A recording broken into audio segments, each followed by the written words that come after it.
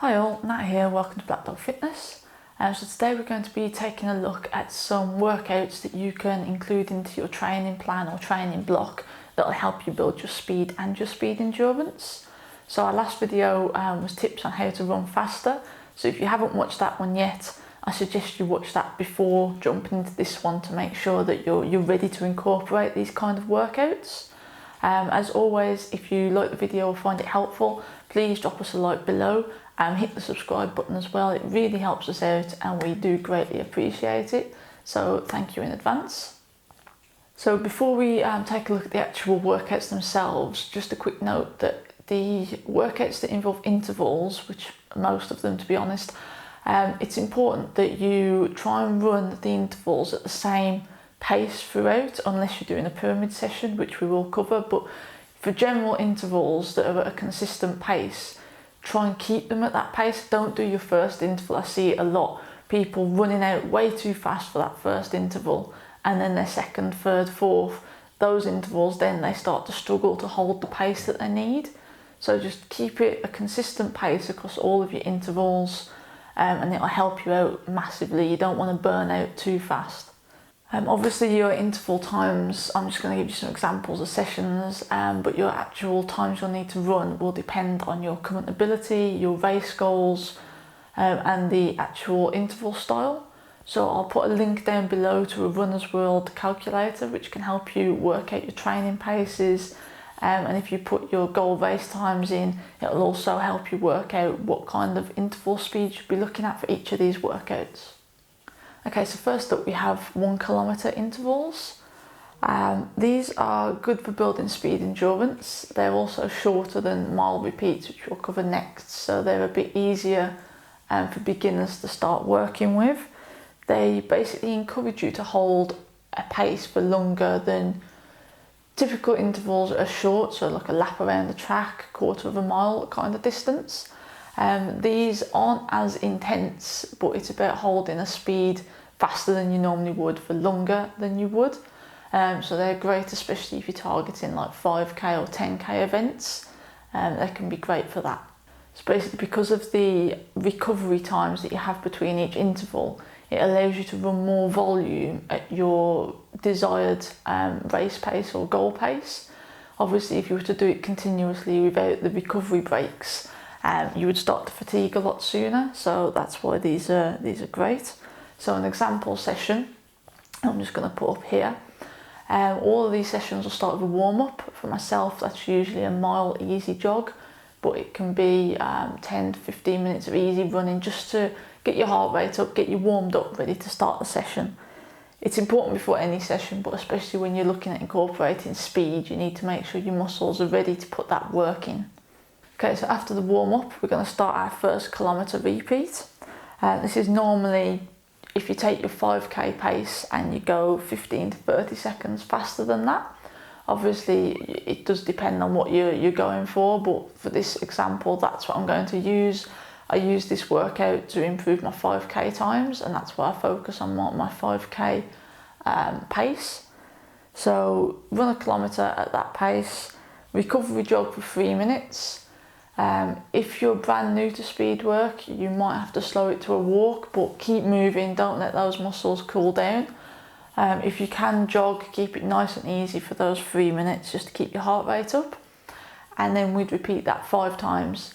So that basically gives you a 5k at your goal pace, just broken down with the recovery jogs in between. So like I say, you cover that higher volume. Once you've done those 5 repeats, again, same as warm-up, same as every session, you cool down at the end. So again, could be a mile of easy running, half a mile, 10 to 15 minutes. You know your body, just let yourself cool down. Don't come to a sudden stop. You don't want any venous return or blood pooling. Just make sure you keep moving, cool down sufficiently. Okay, so next up, we've got mile repeats. So these basically take the same structure as your kilometre repeats, but they're longer. So instead of running a kilometre, you run for the mile. These also help build your speed endurance. And basically, they also help to build the muscle and energy systems, and it just gets it used to holding that sustained pace for a slightly longer period of time. So these are, good for 10k, half marathon, marathon runners, I mean obviously they benefit 5k as well, because the longer you can hold that pace that you need, and the better and more efficient your body's going to be at doing that on race day. Okay, so example session again is with the warm-up. Then we're going to run your first mile, and it's going to be just below your goal race pace, so usually 15 to 20 seconds faster than whatever the pace is you want to hit on race day. Again, that will depend on your race distance and your personal goals, so that's just a guideline for you there. Recovery jog, this time we're going to go for half a mile. So again, if you can just keep a nice easy jog, keep your legs moving, keep your heart rate up. If you do have to slow for the walk, do, but again, just don't come to a complete stop. So to start with, we're going to do 3 repeats of these. Obviously, if you're in a better condition, you're used to doing speed work, you can add a couple more. Each time you do this, you can try and build a little bit longer, so whether it's an extra repeat, or you can also look at decreasing the time between each mile repeat. If you don't have the time to add another mile on, you can shorten the recovery time. So if you're looking at improving your half marathon times, you're going to want to build these mile repeats up to 10, 13, maybe even going to 15 miles if you've got the time on a training session to do so. So again, it just allows you to cover that more volume of work whilst having the recoveries there, and that you wouldn't always be able to cover in a training session by just running continuously. So again, cool down at the end, and yeah, that's mile repeats just like the kilometre. Okay, so next up we have tempo runs, which are sustained continuous effort runs with no recoveries in between. The idea is to run at your lactate threshold, so that is the maximum pace that your body can hold whilst allowing your body to flush out lactic acid that builds up as a byproduct. So lactate and lactic acid is basically, if you've ever experienced it, when you're running really hard, your body starts to create lactic acid, you'll feel the burn and like an indigestion, heartburn, burning in the muscles. Not a nice feeling, to be honest, especially if you're not used to it. It can make you feel a bit sick. So just getting you used to running at that pace and that effort helps your body become more efficient, and it can improve your lactate threshold, so you can hold that pace for longer or improve that pace completely. Getting used to as well keeping this hard sustained effort, it builds mental resilience, because a lot of the times in races it'll get tough, and if you're only used to doing interval work, your body will be expecting, and your mind will be expecting that next recovery period. And obviously in a race situation, you don't want to do that. You want to keep that effort sustained for as long as you can moving forward. So you need to get your body and your mind used to not having those recovery periods. So as I mentioned in the intro, these are very important, especially here in your tempo, not to go out too fast. If you go out all guns blazing in the first 10 minutes and you're way ahead of your target pace, great. You might feel like you're doing really well, but I can promise you it's going to come back and bite you for the second half of that tempo run. You will struggle, the lactate will build up, it won't be nice, you'll get fatigued, it'll take you longer to recover. The idea is to run at your lactate threshold. You don't want to push too far. It needs to be a pace that you can hold. Typically, it's a pace that you can hold. A minimum of 20 minutes is what we're going for here. Ideally, a pace you can hold for 45 to 60 minutes. So like I say, it should feel comfortably hard, but it shouldn't feel, it's not a 10 effort.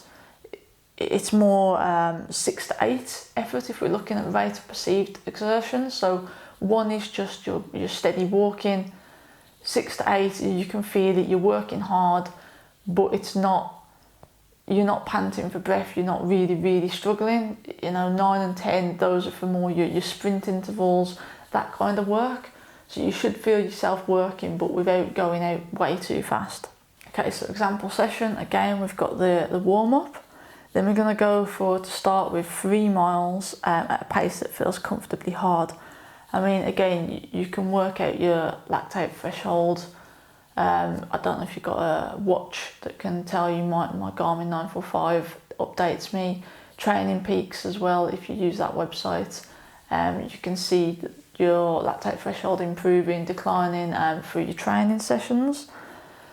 So just work out, like I say, it's pace 6 to 8 on the rate of perceived exertion, a pace that you could comfortably hold for 45 minutes, getting tough towards the 60-minute mark, but you should still be able to just about hold that up. Obviously, if you're a complete beginner to speed work, 20-minute mark is where you might start to struggle. So just start out with the 3 miles, see how that goes. Next time you do it, obviously if you're feeling a bit better or you've done it a couple of times, you can look at adding an extra mile. If you're more experienced, obviously work out how long you can hold that lactate threshold for and tailor it to yourself. Again, it does also depend on your goal race distance. So just keep that at a steady pace, and then again with the cool down at the end. Okay, so next up we've got pyramid intervals. And there's quite a few different ways and variations of doing this. You can use it for speed and distance, so it's just the type of session. They are best done on a track. They can be done on a road or treadmill, but track is a nice location for these. I'm just going to give you an example session just so you know what we're talking about. Okay, so an example session here, I'm going to use a track example just to keep it a bit easier. So you'd go with 1 lap of the track, and we're going to go at a pace of around 10% faster than 5k pace. Recover for half that distance, so 200 metres recovery. Repeat that again, so exactly the same for your second interval and recovery. Then your third interval, we're going to do 2 laps of the track, 800 metres. But this time it's going to be a 400 metre recovery, and it's going to be at a 5k pace for your interval. So you'll notice we've increased the distance but slightly dropped the pace. Again, recovery stays at half the distance of your working time. Then we get on to the next interval where we're going to go with 1,600 metres, so 4 laps of the track. Again, we've extended the distance that you're running, but we're going to keep it at 5k pace. Recovery time 800 metres, so half the time worked. Then what happens next? So that would then be your key part of the session. So next we go back down. So imagine your pyramid. We've just gone up, we've got to that key part, and then we're coming back down. So we'd go backwards. We'd then run 2 laps of the track, so 800 metres, again at 5k pace. Again with your 400 metre recovery, and then rinse and repeat with the 2 400 metres. So we're going to run your first 400 metre again, 10% of 5k pace, pick the pace back up, 200 metre recovery, repeat that twice, 200 metre recovery jogs in between, and then you cool down, and that's your typical pyramid sessions. Like I say, you go up, you get to that key point, and you bring it back down. So you can do it with distance, so like I say, improve your distance with each interval. You can do it with speed instead. There's a lot of variations to the pyramid technique, but it basically eases you in, gets you to that key component, and then brings you back down again. So you're still covering volume, but you're warming yourself up while still challenging. Those intervals are still challenging because they're shorter, they're at a quicker speed. So that's the purpose of those. Okay, next up we've got VO2 Max Intervals. So I'll cover VO2 Max a bit more in depth in a future video, but for now you just need to know that VO2 Max is basically the greatest amount of oxygen that can be used by your body. So generally, the higher this number is, the more efficient of a runner you are, the more efficient your aerobic system is at performing. I mean, it varies as well. You'll have a VO2 Max for your running and for your cycling. Obviously we're focusing on running today. It allows you to perform more work at a higher intensity because your muscles are able to use that oxygen more efficiently, and it basically keeps you going for longer than you would if you had a lower VO2 max. So obviously improving your VO2 max can be really beneficial when it comes to speed work. Intervals generally are seen as a good way to improve your VO2 max fitness. Again, my Garmin does track VO2 max, especially when paired with a heart rate monitor. If your watch does track it, great. bear in mind it's not dead on scientific. These are usually carried out in a lab environment on a treadmill with an oxygen mask, all the operators measuring.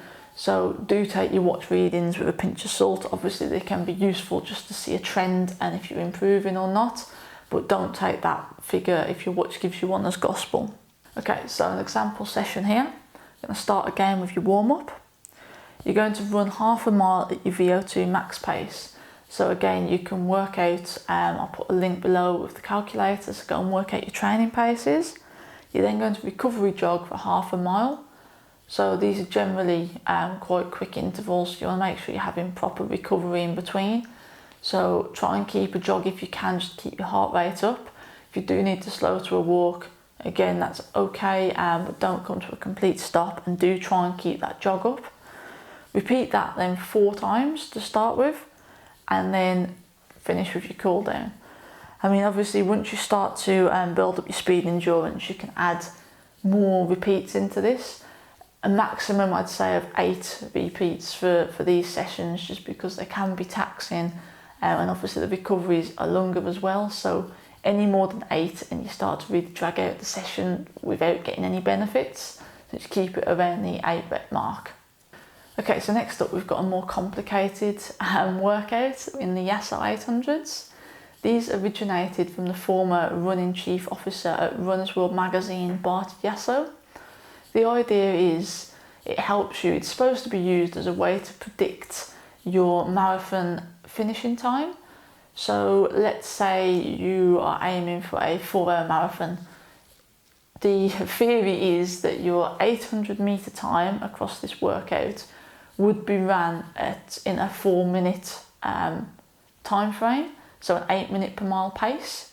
And then if you can do that for these 10 repeats, you're on track for hitting that 4-hour marathon time.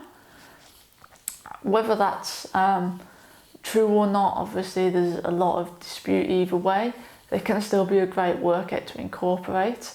A lot of people have used them with success. I haven't really done these all that many because my marathon time has been quite long, and yeah, now I'm starting to get that down. I'll probably look at incorporating these just to see if there's some theory to the claim that it can predict your marathon time. But even if it can't, they're good workouts to get in there. It helps you mix it up.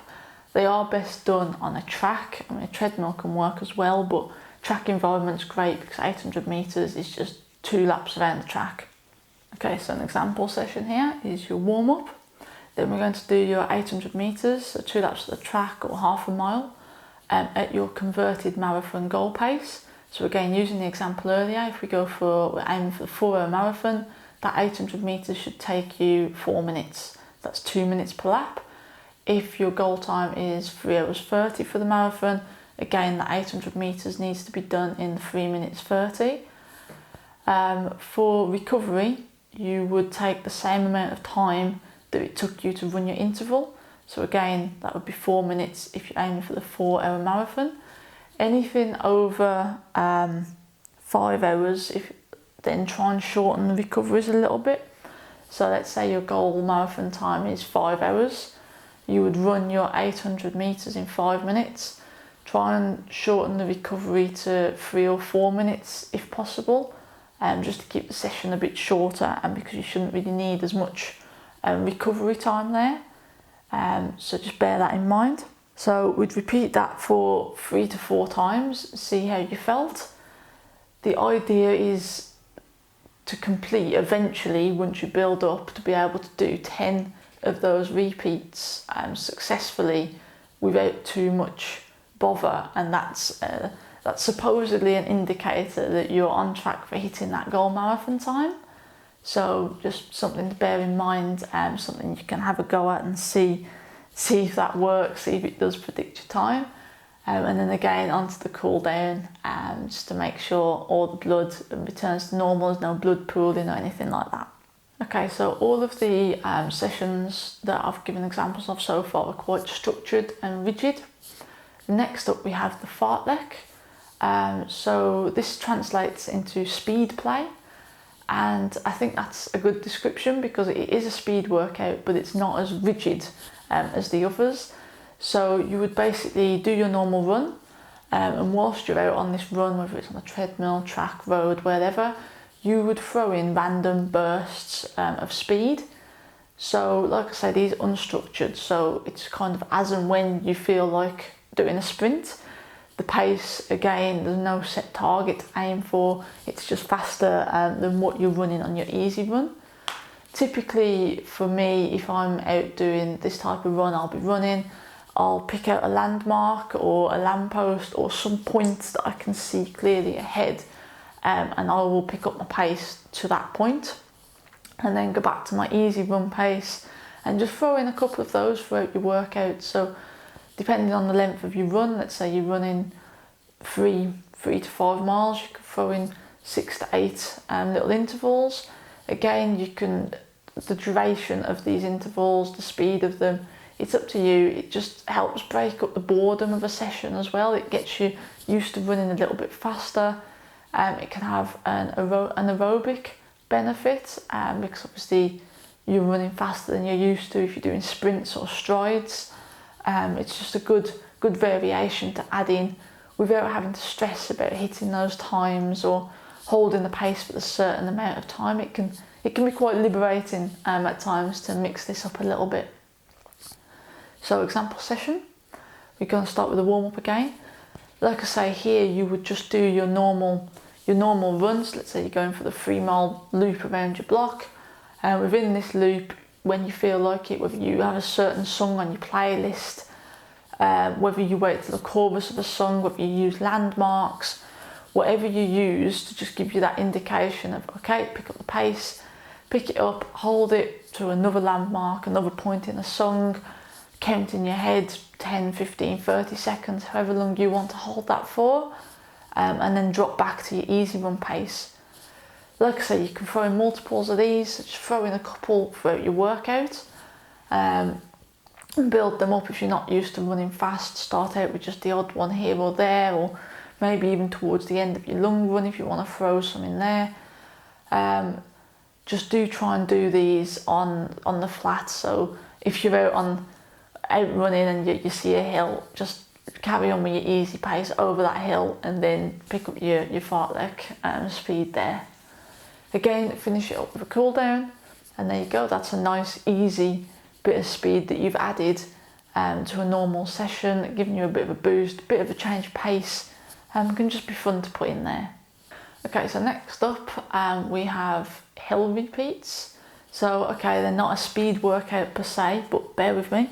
They can actually still help your speed. They're often overlooked because people, like I say, normally focus speed, need to run fast. These hill repeats can help you build muscle and strength, and not only will it help you on undulating courses where you might have hills on race day, it'll just make running on the flat seem a lot easier as well. If you're used to using your muscles going up a hill, it does make flats feel a lot easier. Again, you can vary the speed and intensity of these, so you can either go and find where you've got a hill nearby.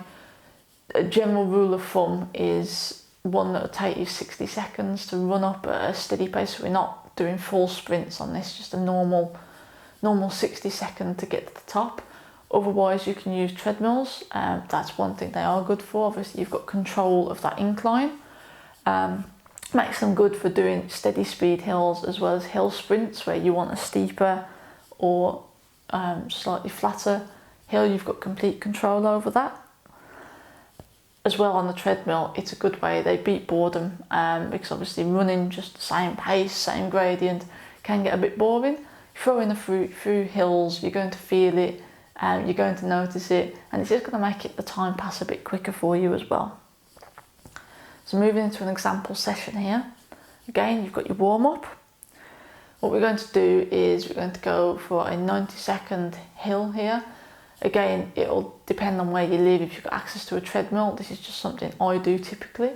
So I go in 90 seconds. I go generally for my 90-second intervals at a pace that's slightly quicker than my easy pace, but I'm not sprinting up these because obviously 90 seconds uphill that's a decent effort. Then I would, because I do these on a treadmill, I lower the incline back to 1 and I would do a 3-minute just recovery jog. Repeat this 8 times and then hit my cool down. Like I say, you can mix these up, so you could go with a shorter climb but steeper or faster. You could go for a longer climb, again mix up the inclines, mix up the pace, just find what works for you, mix it up from each hill session so it's slightly different each time. Just builds up those muscles, and if you do encounter a hilly course, you'll be grateful you did it. And if you don't have a hilly course, it's still beneficial because, like I say, once you're used to hitting hills, flat feels so much easier. Okay, so there we have some key workouts that you can use to improve your running speed and speed endurance, whether that's to build your own plan or you're using an existing plan, you just wanted to understand a bit more of the theory behind those runs are included and what the benefits are. Hopefully this video has helped you there. As always, if this video has helped you, please hit the like button, subscribe, because it does massively help us out. Obviously we are quite new here. If there's anything you want to see next, or you need any further explanations about anything in this video or earlier videos, drop us a comment, send us a message, and we'll always look to help you as best we can. So thanks for watching, and see you next time.